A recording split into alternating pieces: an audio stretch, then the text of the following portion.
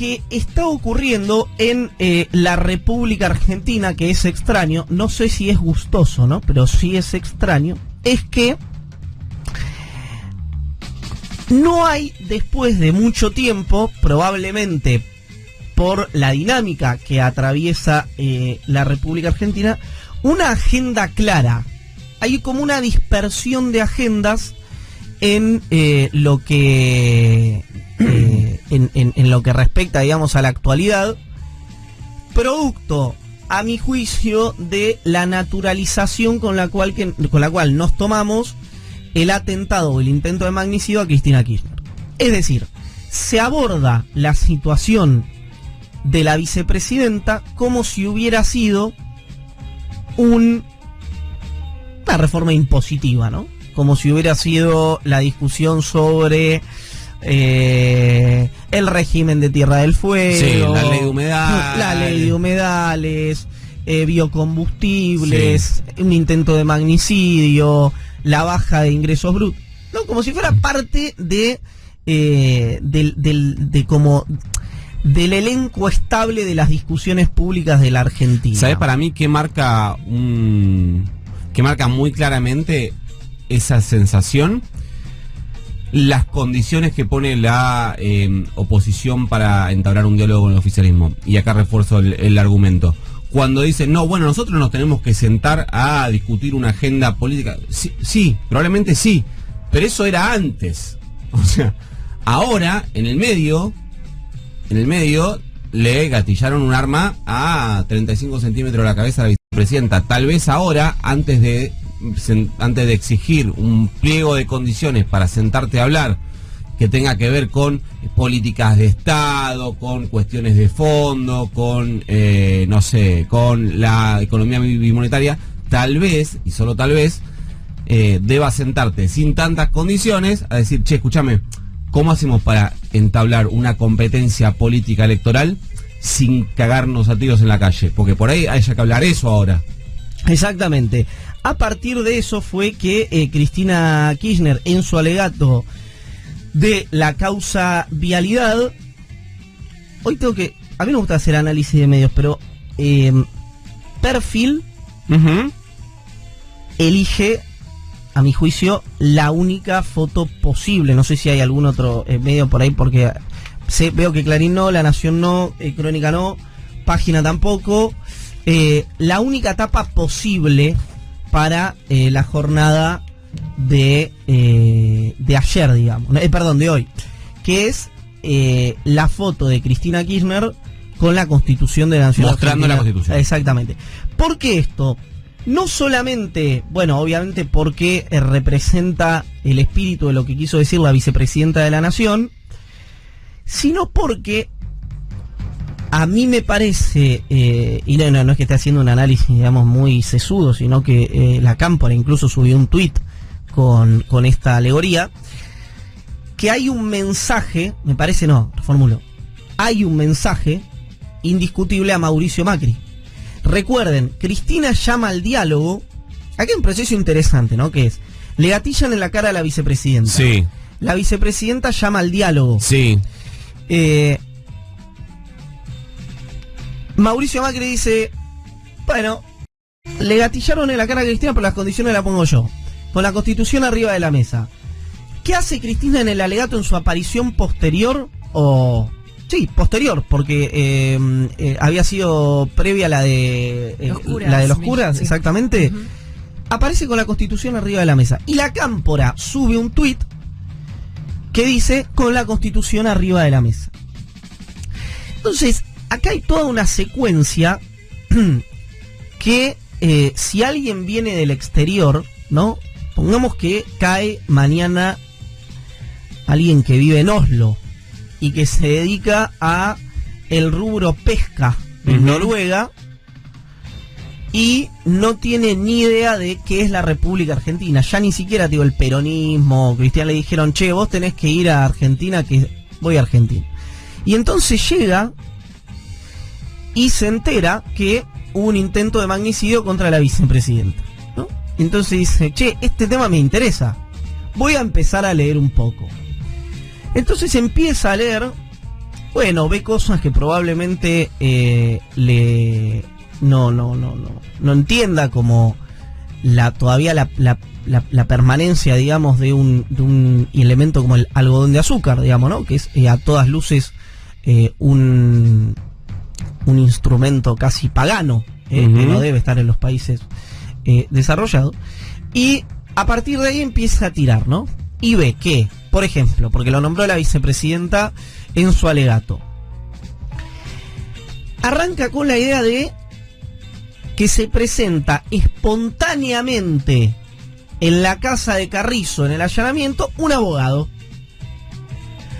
No, me imagino el noruego diciendo: che, qué voluntad de trabajo hay en este país. Y yo escucho en general que los argentinos no quieren trabajar en los medios mainstream. Entonces se presenta un abogado. Y el abogado, que está recibido en la UBA y tiene posgrados en universidades privadas y universidades del exterior, dice que lo va a defender gratis a este hombre. Entonces dice, bueno, hay costumbres en esto, en el mundo del derecho, de defender gratis por algunos motivos. Uno es darse a conocer, ¿no? Como dijo el propio abogado, estamos hablando de Gastón Marano. Pero los otros motivos, cuando vos defendés gratis a alguien, es porque te interesa especialmente desde el punto de vista político o personal una causa de esta naturaleza. Y entonces el noruego, que viene de Oslo, dice: voy a averiguar más de este abogado. Y entonces ve que ese abogado era asesor de un senador nacional llamado Ignacio Torres, del mismo partido político del expresidente Macri. Entonces dice: pero ¿cómo que era asesor de un senador nacional? Claro, no solamente era asesor de ese senador nacional, sino que ese senador nacional lo había puesto como asesor de la comisión que hace seguimiento de los organismos de inteligencia. Es decir, hay viene un señor que viene en Oslo, ¿no? Dice: hay un intento de magnicidio que tiene olor a inteligencia en la Argentina. Y el abogado que se presenta espontáneamente a defender al, en teoría, hasta el momento, jefe de la agrupación o de la organización que quiso acabar con la vida de la vicepresidenta, es asesor de un senador nacional del PRO llamado Ignacio Torres, que a la vez lo había puesto como asesor en el organismo que tiene a como su tarea controlar los organismos de inteligencia. Con una pequeñísima aclaración: una comisión que además tiene la particularidad de ser la única comisión cuyas debates, reuniones y discusiones son secretas. Además, exactamente, además. Entonces, dice Cristina, los abogados de los que me quisieron matar es asesor de una persona que se sienta a 20 metros mío en el Senado de la Nación. Hasta dice: che, qué casualidad, dice el noruego, ¿no? Qué casualidad. Ahora continúa. Dice: la otra abogada que se presenta en la causa, autorizada por este abogado, asesor de un senador del PRO, también es asesora de una diputada del PRO. Dice: bueno, estamos ante un caso para un matemático. Es decir, ¿cuántas chances hay estadísticamente que pase una cosa así? Pero pasa algo más interesante que pasó medio desapercibido, que es: hay un señor que se llama Fernando Sicilia, que aparece en el escrito autorizado por Marano, el abogado de Carrizo, para representarlo a Carrizo. Este Sicilia era... O sea, ya son tres. Ya son tres. Este Sicilia era abogado de la banda de los Super Mario Bros. ¿Qué eran los Super Mario Bros? Una banda vinculada a la AFI de Mauricio Macri, que hacía espionaje sobre dirigentes políticos, sindicales, empresarios, periodistas, etcétera, durante la gestión de Arribas y Magdalani. Y aparece autorizado en esta causa. ¿Qué dice Sicilia? Que es algo aparentemente común en el mundo del derecho, según dice, insisto, el protagonista, que a él lo pusieron ahí de manera equivocada. Como él tiene varias causas con Marano, lo que ocurre es que lo mencionan como autorizado en la causa para patrocinar a Carrizo, pero que él no está, que se olvidaron de sacarlo. Vos decís que, a ver si entiendo, como que lo pusieron de forma como tiene una, como automatizado. Exacto, por parte del estudio, que lo suelen poner, pero que él ni siquiera había aceptado. De hecho, él lo define como error burocrático. Exactamente, así lo define. Netamente un error burocrático. Sí. Toda esta secuencia se da también en el marco de un juicio contra la vicepresidenta de la Nación en la llamada causa vialidad, donde la Cámara de Alzada, o parte de los jueces de la Cámara de Alzada, practicaban deportes con el expresidente Macri en la Quinta de Olivos, y donde el fiscal y el juez de este juicio, sí, de la causa vialidad, practicaban deportes en la Quinta de Mauricio Macri. No solo eso, sino que una vez revelado el hecho, es decir, la práctica de deportes en la Quinta de Macri, en la jornada siguiente del juicio por vialidad, el juez se presenta en el Zoom del juicio con un mate que llevaba el logo del equipo de fútbol con el cual él jugaba en la Quinta de Macri. Se le pasó el detalle. Es decir, no solamente secuencia vinculada a algo absolutamente irregular, sino que además una de las personas protagonistas de este tema, de que no le va a pasar absolutamente nada respecto a su permanencia en el juicio, que dice, sí, no solamente yo juego, sino que me voy a dar dique de que juego en un equipo de fútbol en la Quinta de Mauricio Macri. Bueno, toda esta secuencia sí se dio en la Argentina en los últimos 10 días, digamos, ¿no? A partir de ahí es que Cristina plantea su alegato en vialidad ayer y se genera una discusión transversal, lateral respecto a esto, que es que el kirchnerismo, en realidad el bloque del Frente de Todos en el Senado, le da media sanción a la ampliación de la Corte. Una ampliación que sabemos que no solamente se va a trabar en diputados, sino que de no trabarse en diputados no tiene los números para el nombramiento de la ampliación de esa Corte a 15 miembros. Ajá. Se había pensado en un principio a 25, de 5 a 25, pero finalmente en el Senado se logró a 15. Que era el proyecto de Beretilnec, ¿no? Uno podría decirlo más parecido al proyecto de Beretilnec, que era 16. Había dos en discusión. Estaba el de Adolfo Rodríguez, que era de 9, el de Beretilnec, que era de 16, y el que había llegado los gobernadores terminaron acordando en 15, con una particularidad. En la ley que se aprobó en el Senado queda establecido la paridad de género, pero las otras cuestiones, la regionalidad y la división por especialidad, no está. Hay un acuerdo con el gobierno para que en caso de la ley salga, cosa que no va a pasar igualmente, haya lo que se llama un decreto autolimitante, así como el que en su momento firmó Néstor Kirchner en 2003. A partir de ahí dice la oposición que el kirchnerismo y que el Frente de Todos es un espacio que quiere avasallar a la justicia, avanzar contra la justicia, por la media sanción de una ley. El mismo espacio político que tuvo un arquitecto judicial que ideó que 2 jueces de la Corte entren por decreto a la Corte. Y ese arquitecto judicial hoy está prófugo en Uruguay. Ese mismo... El noruego está con una CB ya a esta altura, el noruego no entiende nada. El tipo no entiende nada. Dice, se volvió loco el chabón. Se volvió loco.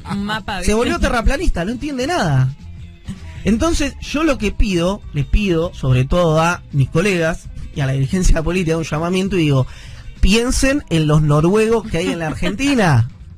No está entendiendo nada esta pobre gente. Hágame caso. No está entendiendo nada esta pobre gente. Hacemos una presentación, la amplitud, digamos, de información, con el volumen, quiero decir, de información en materia judicial, no estamos abordando con suficiente interés el tema económico. Porque bueno, a veces pasan estas cosas, ¿verdad? Pero ocurrieron situaciones que ameritan que abordemos esto, además de el habitual dato de empleo, de inflación, del nivel de actividad, etcétera, etcétera, etcétera, que en general, hasta casi lo diría, se aborda por un tema de costumbre, ¿no? Por un tema de norma, por un tema institucional. El viaje de Sergio Massa a los Estados Unidos, además de traer las novedades que ya hemos contado, una lateral, ¿no? Es decir, Argentina arregla algo, entre comillas, auspicioso con el Banco Interamericano de Desarrollo, y se materializa la expulsión inminente de Mauricio Claver Carón, el presidente del BID, por un tema de vulneración de las éticas, del manual de ética interna de la institución, del organismo. Alguien podría decir, punto 1, si se viene una presidencia latinoamericana para el BID. Punto 2, si cualquiera sea esa presidencia, tiene algún estímulo para pelearse con la Argentina. Uno cree que no. En este marco aparece la resolución, el éxito, uno podría llamar, de la norma vinculada al dólar soja. Es decir, un nivel de liquidación que va a llegar a orbitar los 6.000 millones de dólares, pero que, además de, digamos, de, ¿cómo llamarlo?, de la... de que los funcionarios a cargo de esa norma puedan golpearse el pecho, que indudablemente así lo harán, surgen algunas preguntas para el ministro, o para el gobierno en general, digamos. Que es que si esta liquidación ocurrió ahora, lo que estamos hablando es que es un adelanto de la liquidación de los últimos meses del año. Es decir, no es una liquidación extra. Con lo cual es un problema que probablemente tenga que ser unos meses. Como esto obviamente Massa lo sabe, acá surge una pregunta. La urgencia era tal, y como ocurre habitualmente, la parte técnica le dice a la política: quédate tranquilo que se puede evitar una devaluación si hacemos esto, y entonces tal vez Argentina lo que hizo para evitar una devaluación fue comprar a 200 para vender en 2 meses a 140, lo que sería un negocio pésimo, pero tal vez se pueda evitar con eso una devaluación. O estos dólares que amarroca el gobierno tienen un objetivo, que es un plan de estabilización, es decir, hacer un plan de estabilización con dólares en el Banco Central. O incluso uno podría decir una devaluación con dólares en el Banco Central. O uno podría decir las dos cosas, porque un plan de estabilización necesita de una devaluación, en parte, por muchos motivos, en parte para achicar la brecha, que es uno de los grandes problemas que tiene la Argentina. De aquí que surge la pregunta,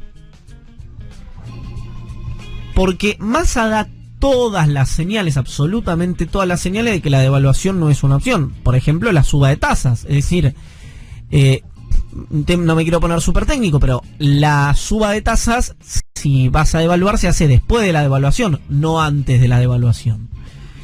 Con lo cual es interesante, porque lo que pone a prueba es una discusión técnica entre los economistas, pero política a gran escala. ¿Qué significa política a gran escala? Bueno, entre si es consistente la idea de evitar una devaluación, que esa es la discusión hoy que sea en términos técnicos, y si es sustentable desde el punto de vista político devaluar. Y una pregunta que se impone, y que se la debe estar haciendo Massa hoy, se la debe estar haciendo Cristina Kirchner, se la debe estar haciendo Alberto Fernández. Si el gobierno no devalúa en los próximos meses, ¿puede tener los dólares, consigue los dólares necesarios para no hacerlo el año electoral? ¿O consigue los dólares necesarios para un programa económico que baje paulatinamente la inflación sin enfriar demasiado la economía? Porque una economía congelada en año electoral es una garantía, o por lo menos es un horizonte de triunfo bastante esquivo. Bueno, si el presupuesto 2023 es una fotografía, al menos aspiracional, de cómo va a ser la economía el año electoral, es un presupuesto de enfriamiento, y estoy siendo muy condescendiente. Estás pasando de un año vas a cerrar en 6, 7 puntos de crecimiento, a un presupuesto que prevé un 2%. Correcto, de crecimiento. Correcto. Entonces, ahí surge todo. Después se dan otras discusiones que van más atrás, que es esto obviamente se recorta por el acuerdo con el Fondo Monetario Internacional. Es decir, esta política el gobierno la tiene que hacer por el acuerdo con el Fondo Monetario Internacional. Un acuerdo, como bien dijo el presidente, el gobierno no tomó, pero está cumpliendo con ese cronograma. Y acá una discusión ya que sea internamente en el Frente de Todos, que yo ya lo he dicho, mi verdad relativa varias veces, que es si había margen político cuando se firmó el acuerdo, porque por ahí podría haber ocurrido el día 1, ¿no? Esto es obviamente es contrafáctico, para una negociación distinta o para no acordar con el Fondo Monetario Internacional. Yo creo que no, es decir, yo creo que en el momento en que se firma el acuerdo, no firmar el acuerdo hubiera generado una situación indeseable, extremadamente compleja. Ahora, en este marco ocurre algo no dicho, pero que me imagino que debe estar en la cabeza de los principales accionistas del Frente de Todos, que es: nosotros hacemos una política de ajuste soft. Nosotros vamos a encarar un proceso de reordenamiento macroeconómico.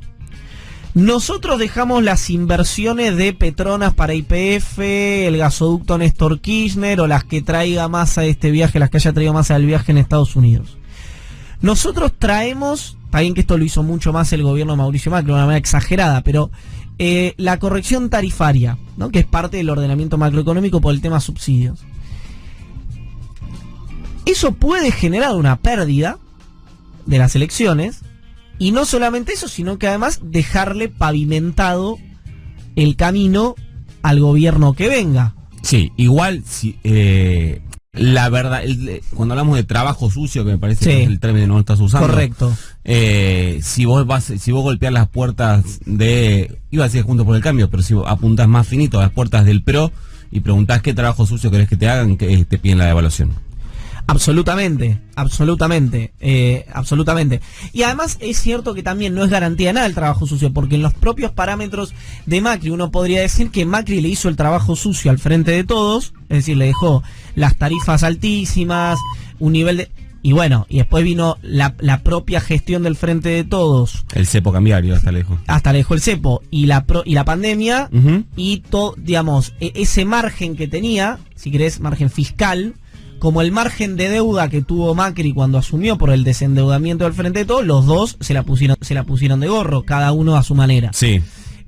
Uno, yo tengo ahí obviamente, yo creo que, repito, el acuerdo con el Fondo Monetario Internacional es el error del siglo, digamos, ¿no? En materia económica, o sea, no es comparable, pero cada uno a su manera, digamos, dilapidó esa base que le había dejado el anterior involuntariamente. Así que la pregunta está arriba de la mesa. ¿Los dólares de Massa son para evitar una devaluación o son para un plan de estabilización que incorpore una devaluación del tipo de cambio oficial? Esto con una pregunta que es: si cuando asumió Macri el 90% de la economía estaba a dólar oficial y por eso hubo un corrimiento de precios brutal a pesar de los vaticinios persistentemente equivocados de Alfonso Prat Gay, hoy, ¿a qué precio está la economía argentina? Vamos a